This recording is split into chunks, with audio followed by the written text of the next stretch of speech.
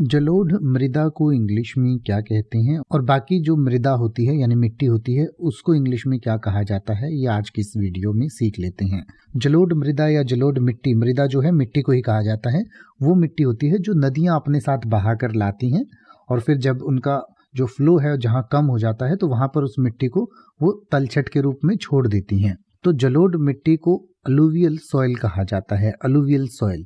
इसको जलोढ़ मिट्टी भी कह सकते हैं, जलोढ़ मृदा भी कह सकते हैं।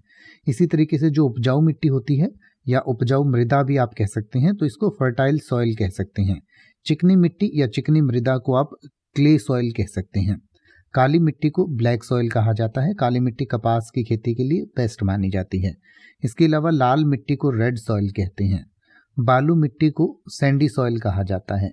पथरी मिट्टी या पथरीली जो मिट्टी होती है उसको रॉकी सॉइल कहते हैं। और जो लवणीय मिट्टी होती है या जिसे लूण मिट्टी भी कई जगह पर कहा जाता है, तो इसको आप स्लाइन सॉइल कह सकते हैं।